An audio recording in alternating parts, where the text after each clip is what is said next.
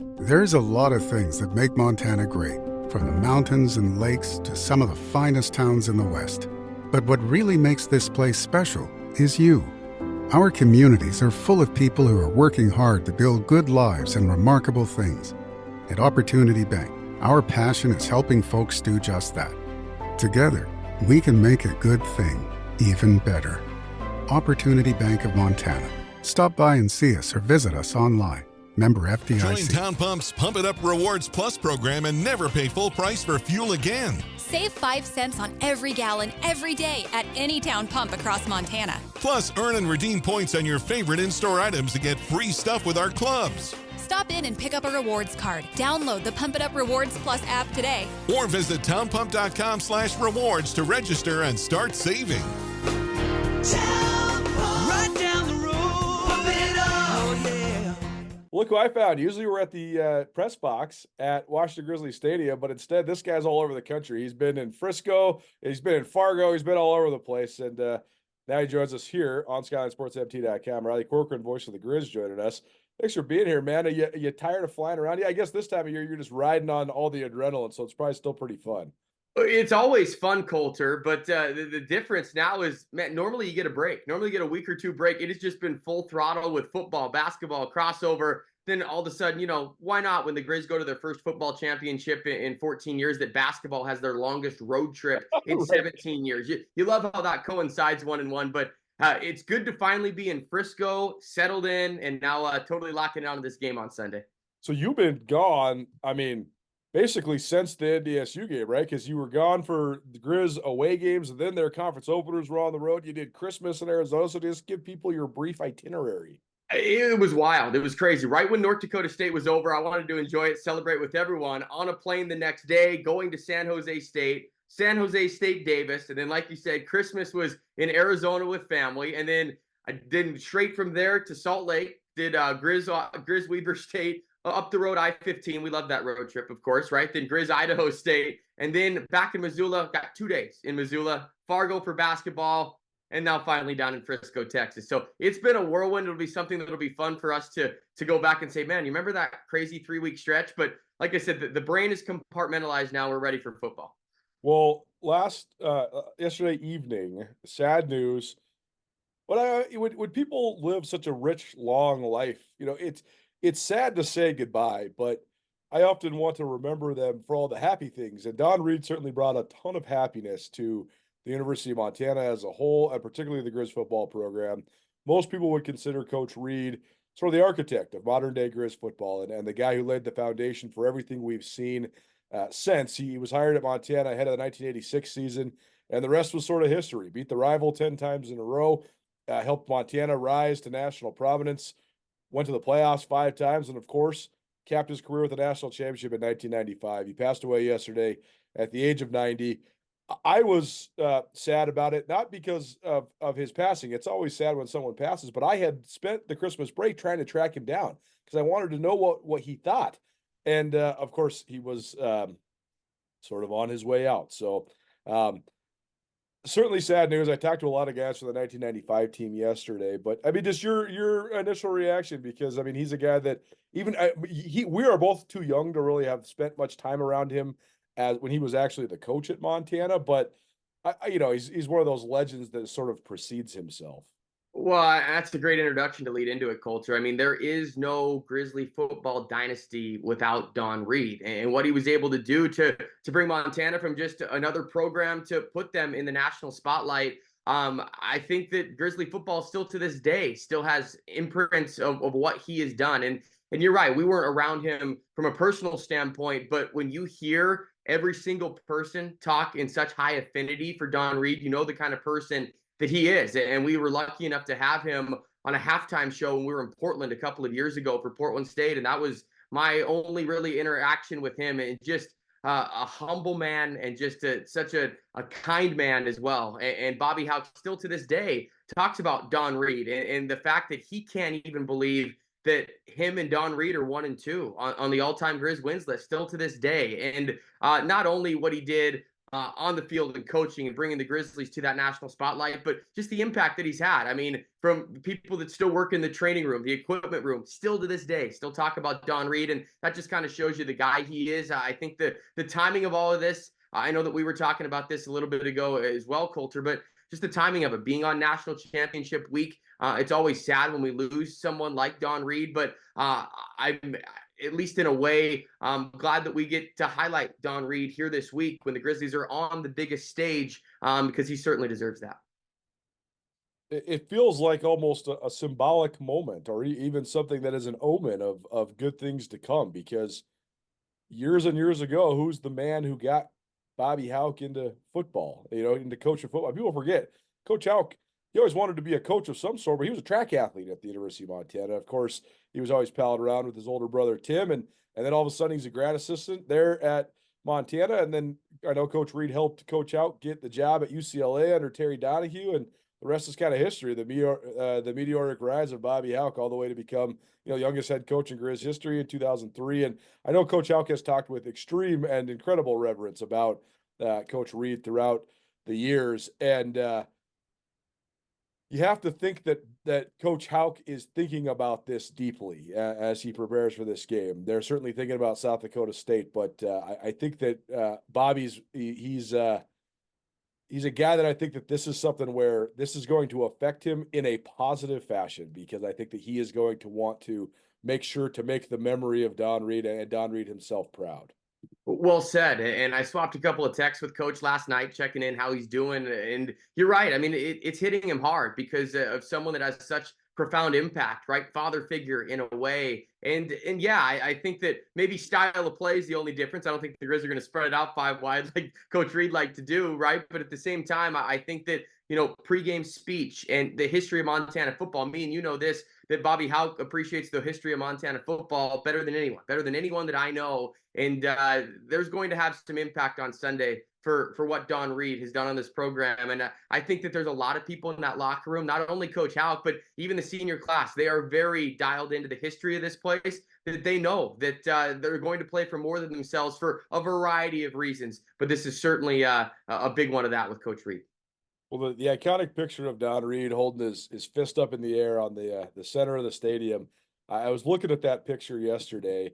And in the background is one of my good friends, Brian Toon, who's now recently moved back to Missoula, and a guy I've gotten to know pretty well over the years.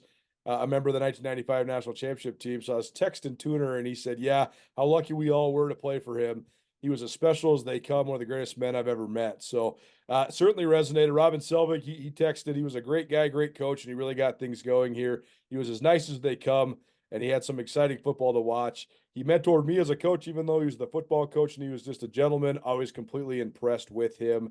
And Jim O'Day also said that he was a father figure to him, and certainly a guy that influenced a lot of people across the spectrum there at the University of Montana. So that's the news of the week. Besides the Grizz going to the national championship, Don Reed dead at the age of 90, a life well lived and certainly an icon in Grizz and Montana sports lore. Have you or a loved one been charged or accused of a crime? If so, the stress can leave anyone feeling helpless and alone. But you don't have to be alone. Hi, I'm Dave Maldonado, and I've successfully defended Montanans for over a decade in these situations.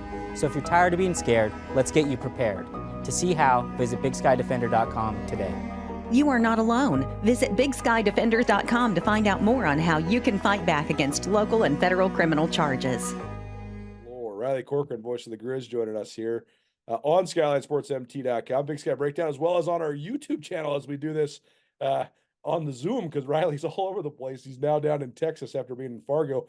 One quick note on that, because I know a lot of people are football heavy right now, but we got to just briefly mention the Grizz victory in Fargo, North Dakota, as we record this here on January 4th. They won on Wednesday night, the Summit Big Sky Champion, or Summit Big Sky Challenge, I should say. I know the coaches don't love the timing of this. I think the intent of it is a good thing to get non-conference games that are good for sort of pyramid major leagues. I know the coaches didn't like that it was right after the conference season had already begun, but Grizz played really well last night. They looked great offensively. They beat North Dakota State 96-86. Unfortunately for the Grizz, with a team they'd already played before, they played them in Missoula back in November.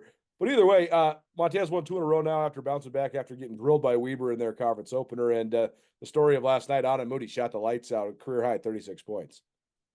It's been amazing to see this Grizzly basketball team because Colter, everyone, for good reason, focused in on that Weber State game big time, right? And that was a massive loss, worst loss in conference history under Coach DeCure. But the Grizz have won 7 out of 8 games, if you throw that one out. I mean, they have found something, and especially with Money Williams being out. And I think the rise of Brandon Whitney and Deshaun Thomas the last 2 games is certainly what's noticeable. Deshaun Thomas wasn't really known as a defensive guy, right? For the last 2 games, he's had 11 rebounds.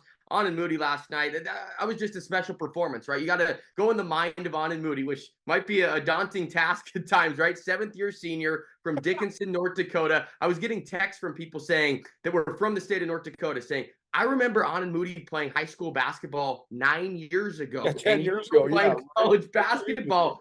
But that game meant so much to him. He had over 30 family members and friends there, and it was the game that he had circled playing in his home state. And to go off like that against the team that did not recruit him, he's always had a chip on his shoulder because NDSU never recruited him. His brother played football there. He ended up starting his career at North Dakota, tried to spurn NDSU a little bit, and now it all comes full circle in his final year that he has his best game. But Grizzly basketball, they're finding something. And Coach DeCure at this time always tightens up his rotation. They only played 7 players last night, and you're starting to see the roles, the identification of all of that. And I think the Grizz have certainly emerged now, I would say, a top 3 team in the Big Sky. I think it's safe to say that the Weber State, Eastern Washington, and the Grizz are in the upper echelon of the league. Obviously, Montana knows the gap that they need to close if they want to compete with Weber. Now, they'll play here in Missoula in a couple of weeks, and I'm pretty assured that the game will be a little different than it was down in Ogden. But yeah, Montana's finding their groove, winning 7 of their last 8, and on the Big Sky Summit League Challenge, coaches are never going to be happy. We know that first off, but secondly, I'm with you. I think the intent of it is very good. It's great to get non-conference games against Division I opponents. I think all of us are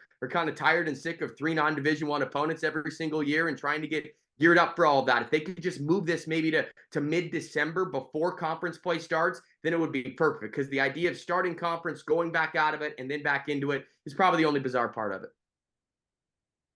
Moody is going to do what he does. I mean, he's an off the ball scorer. He's going to have nights where he goes off. He's going to have nights where he maybe struggles to get, 36 is an unattainable amount, but I mean, he's always going to get you your points. To me, though, this Grizz team, I think that they do have good role definition and better than they have had the last couple years, because they have guys that fit specific pieces. Like they know that Lou Oki, when he's healthy, can be kind of that bull of the china shop type of guy. They know that Tejan Sawyer can be, just a true post guy there on the block. They know what Moody's going to bring them.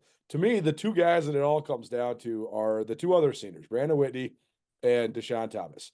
Those guys have shown flashes throughout their career of being able to be good to great players at the mid-major, Big Sky Conference level. And it seems, though, that when they have great breakthroughs, then they sort of disappear for a little while. So, I think you probably agree. How much is just harnessing consistency key for those 2 guys?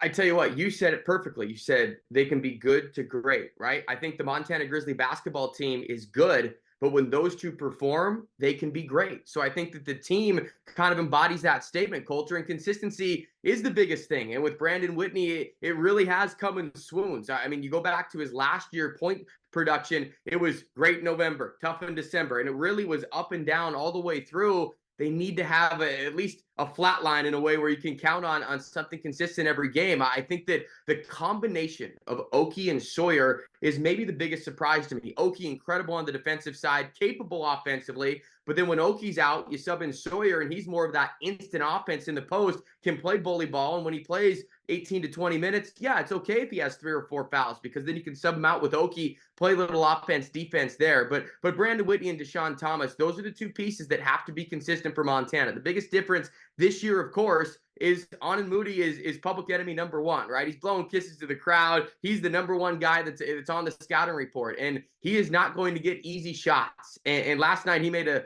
ton of tough shots, but at the same time, those other guys need to help him out to alleviate a little bit of pressure, and those 2 are at the top of the list. Pretty impressive. I know you'd appreciate this. For Moody last night, most points for a Grizzly since Mike Ogine went off for 39 in Portland. I will never forget that game. It was in Lewis Clark State's gym, a little tiny D3 gym, and Ogine went off and kind of had the same feels last night with Moody. If life has become overwhelming, crazy, and hectic, then now is the perfect time to try the healing powers of CBD. Greenhouse Pharmacy has a full CBD apothecary with the largest selection of whole plant, full spectrum CBD products in the state of Montana. Choose from high quality brands and products like tinctures, balms, coffees, and tea, edibles, and so much more. Plus, Greenhouse Pharmacy offers exclusive products such as relaxing bath bombs, soaking salts, pain patches, and lotions. Visit Greenhouse Pharmacy on 3rd Street across from the Good Food Store. That game was unforgettable because that was Portland State still presses a lot, but that was when they never stopped pressing. And Michael Guinea was like the one-man press breaker. The whole time I was watching this game, I'm like, is this guy get tired? Does this guy have any ability to get tired? Because he was just, it was a layup line for like 30 minutes straight. It was crazy. That's those are good memories. All right, let's switch into football mode. Riley Corcoran, voice of the Grizz here on the Big Sky Breakdown, as well as on our Skyline Sports YouTube channel. Please, if you haven't already, subscribe to our YouTube channel. You'll be able to get the alerts. We've been doing a lot more YouTube content, as you can probably see. We've been trying to do daily YouTube videos as part of this road to Frisco. Crazy, I haven't actually got you on the record since the NDSU game. It seems like it was a lifetime ago. But man, what was your voice sounding like after that one? I mean, that was, I'm telling you, that was one of the craziest football games I have ever covered in my entire career. I'm sure from a play-by-play perspective, that was a quite an experience for you to call that one. That's a good way to describe it, experience, because, man, the highs of the highs, and from thinking the first play in overtime from North Dakota State, like, is this really how it's going to end, to just every play, it was theatrics in the second half. And my voice, well, you can tell maybe on a couple of those highlights, it was cracking towards the end, right? But I feel the emotion that we exude from the broadcast booth kind of personifies the majority of the Washington Grizzly Stadium crowd, and we were all going nuts with them. And that's a football game culture that we sit here in 2024. This game will be talked about for at least 30 years, if not forever. I mean, this is an unbelievable game for Grizzly football, and just all of the factors that go into it. Not only that the game was incredible, but the fact it was North Dakota State, and the fact it was to go to a national championship. It literally had all the elements to where a season that's been so magical. I think it was so fitting that it all culminated with the final game at Washington Grizzly Stadium to be that kind of scene. And it took a while for me to finally get my voice healthy, number one, and number two, to start moving ahead to Frisco, because I was along with the team and Coach Houck that you need a week to just get yourself accustomed to the next one after how emotional that game was. But absolutely wild. Never experienced anything like that from the booth before. Well, Brooks Nuanez and I were talking, we'll drop this pod tomorrow. We were talking about just the art of momentum and how essential that's been to Montana's success throughout the time under Bobby Houck, but particularly this year, and how much momentum they've carried throughout the playoffs. Can they carry it throughout this break? I mean, what's sort of the give and take? Because like you say, you need a little bit of a reset after having a huge peak like that. It's also great to get healthy and have extra time to prepare. But is it really possible for the momentum of the last several weeks of playoff games to last through a 3-week break? I think that's one of the big factors in this game.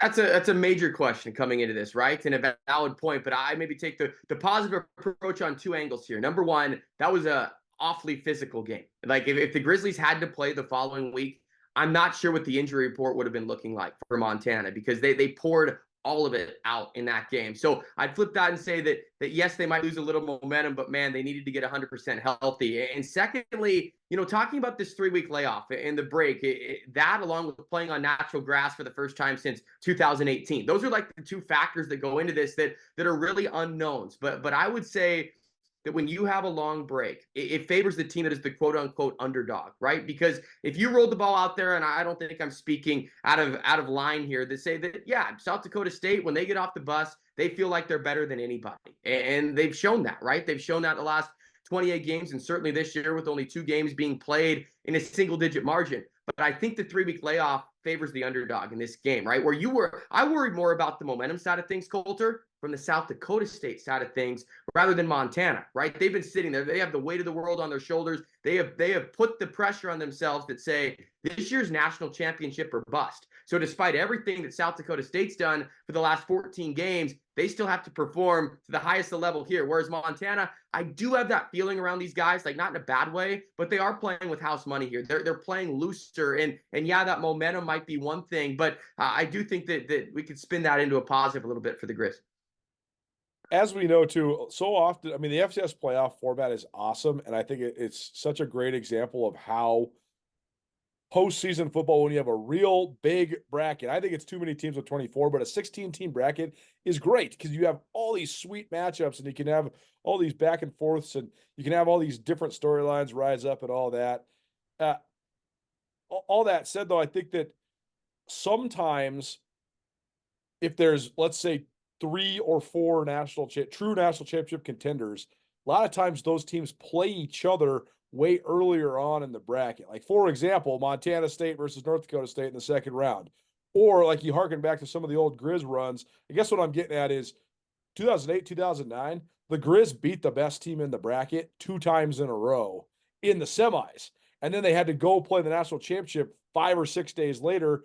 And you have this inevitable letdown because you already beat the best team. Even though you're playing another one of the good teams, you already beat the best team, right? Like when they beat James Madison in 2008, that was the national championship game.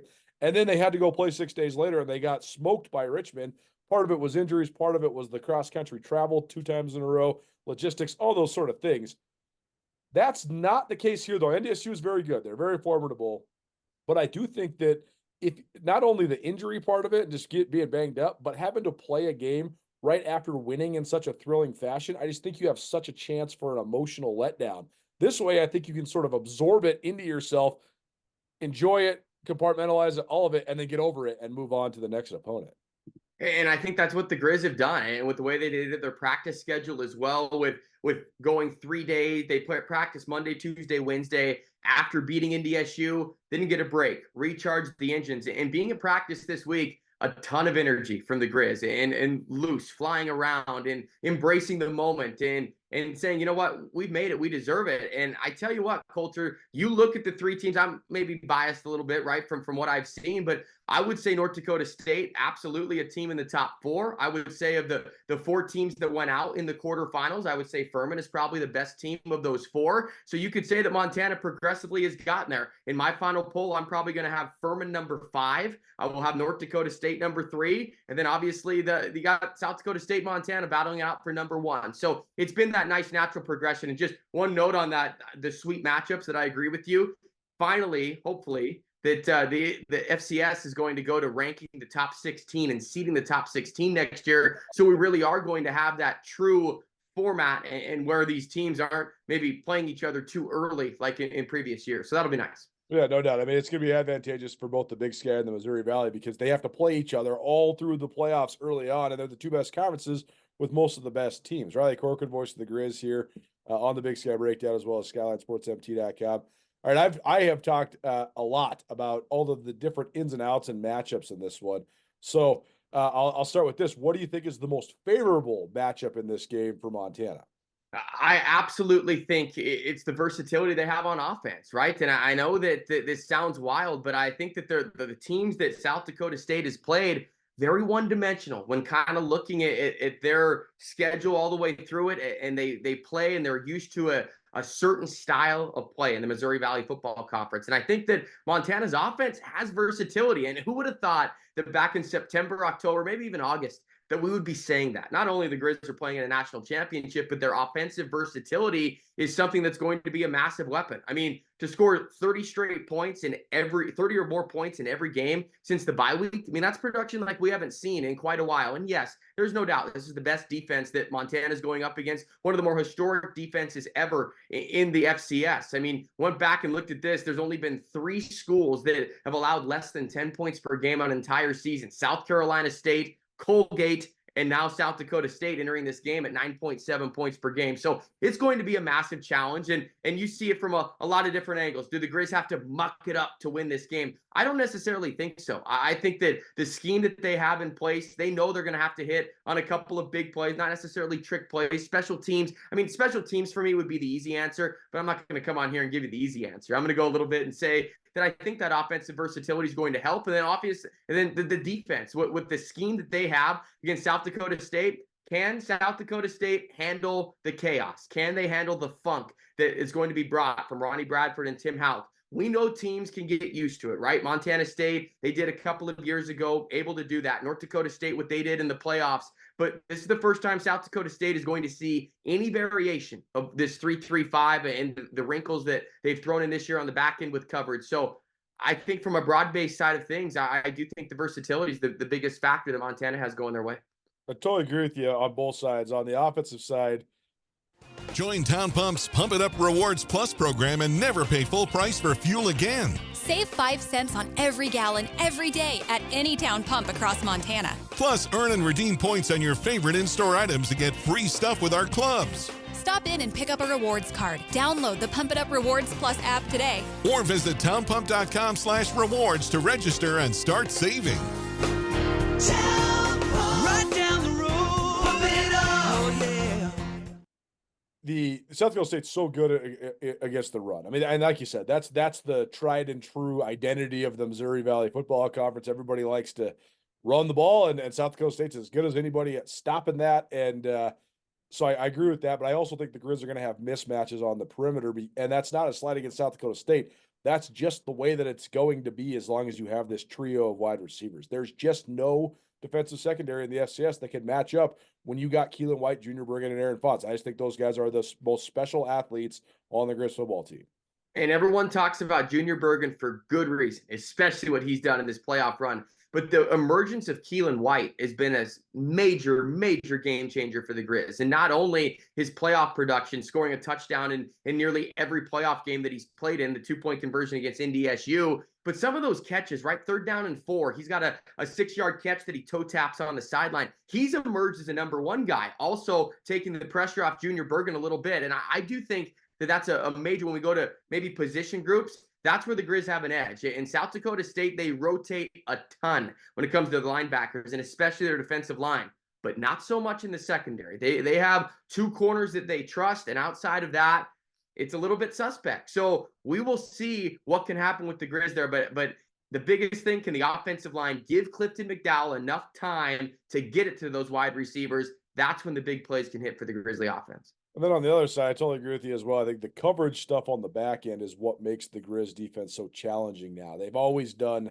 this multiple front, shifting, crashing, stunting, blitzing type of deal in the box. But now it's the stuff they do on the back end that can really cross quarterbacks up. And you've seen how much they've crossed up some of the best quarterbacks in the country, especially over the second half of the year. I mean, they had everybody from Caden Bennett to Tommy Millott to Six God, Tyler Huff, to Cam Miller. I mean, they had all these elite guys with their head spinning, but now they play one of the most elite players in the entire country in Mark Gronowski. So I think that'll be an interesting one as well. When it comes to just the mentality, I think that's another interesting part. So often when you have a team like South Dakota State, you got this juggernaut, and there's just this intimidation factor, both in the lead up and in the pregame.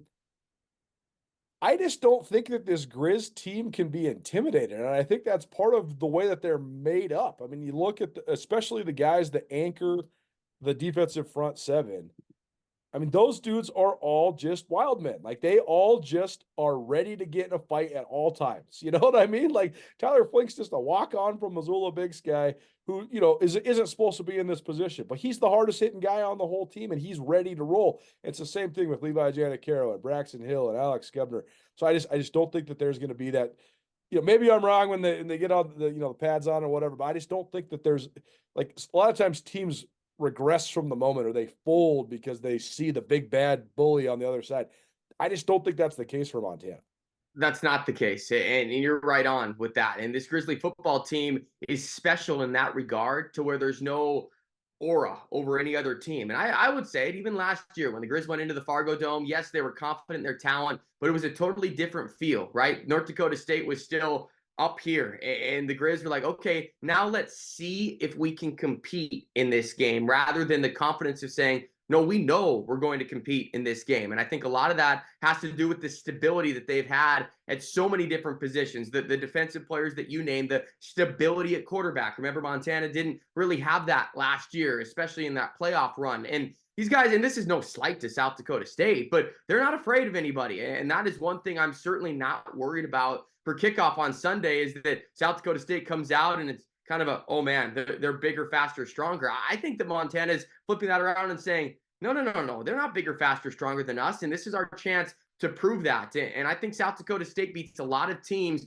when they get off the bus before the ball's even kicked off. That won't be the case on Sunday. And I'm curious to see, can the Grizzlies throw the first punch? Because South Dakota State, they've been playing in front the entire season. The largest deficit they faced during this entire run of 28 wins is 14 points, very briefly against North Dakota. Then they blew them out after that. But can Montana just let a little bit of doubt creep into the minds of the Jackrabbits? If they do, that'll go a long way in determining the style and pace, really, of this game.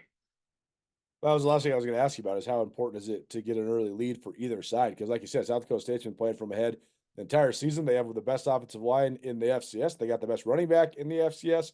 Montana, though, when they play from ahead, I mean, they're a boa constrictor. They can just strangle you to death. It's so funny. I was trying to explain that to Sam Herder and his audience yesterday.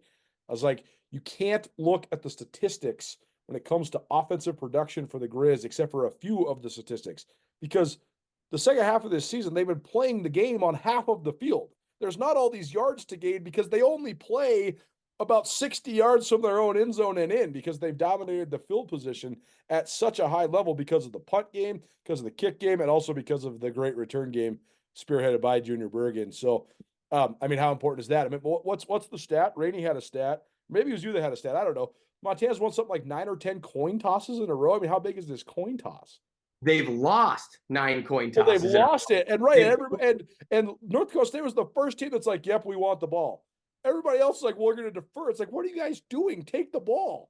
Amazing. The Grizzlies are 9-0 this year when losing the coin toss. How about that for a weird stat going on the other side of it? I'm with you on the stat side of things. You can't, especially the total yardage point of view. And there's a lot of people from the national side of things, not me and you, we've seen the team all year, but it's just easy to look at the stats and say, oh, the Grizz don't average as many yards as South Dakota State, therefore their offense can't be as good. It's all about field position and converting points. And the Grizzlies have certainly been able to do that, like we were talking about, with 30 points or more in every game since the bye week. But also going back to the point on scoring first, I hope, well, I shouldn't say I hope. It'll be crazy if we're sitting here next week and somebody that falls behind by 2 scores comes back. Because I would tell you right now, the first team to get up by 2 scores is going to win this game. I just think with the style of defense that the other team plays, and this seems to me like a game that's going to be grinded out drives. I know it doesn't seem like that these two defenses could give up longer drives, but I think that's what it's going to take to win this game. Explosive plays. I just don't know how many are going to be there. I think that both defenses are really making sure they take that away. So getting up even by 10 is going to feel like a 21-point lead, I think, just with how tenacious both defenses are. If the Grizzlies get up by 2 scores, they're going to bring pressure on end, and maybe you neutralize and take away Isaiah Davis. That's going to be really hard to do. I mean, just a playoff machine. 24 100-yard games in his career, 12 of them have come in the playoffs, and he's done it 7 straight playoff game. So if the Grizz can keep Davis under 100 yards, that'll go a long way. But then on the flip side, if South Dakota State gets a 2-score lead, that makes the Grizzlies more one-dimensional. When Clifton McDowell's a pocket passer, that might be tougher for the Grizz to come back. But I absolutely think the first team that can get up by 2 scores is probably going to be hoisting that trophy. When it comes to Davis, I think it's all about the yards per carry, because he's an absolute beast. Like, he's going to rush for 100 yards because they're going to give him the ball 25 to 30 times. If you can make him take 30 carries to get to 100, that's better. You know, if he's got 21 for 170, like he had a couple weeks ago, that's no bueno. If he's got 30 for like 97, that's a little bit different story. He's Riley Corcoran, voice of the Grizz. Anything else to add before we get you out of here? What kind of barbecue are you going to eat down there? Hutchins barbecue. Okay. So I've been told by Indy SU friends, South Dakota State friends as well, that's a mandatory stop. So Hutchins barbecue is going to be on the list.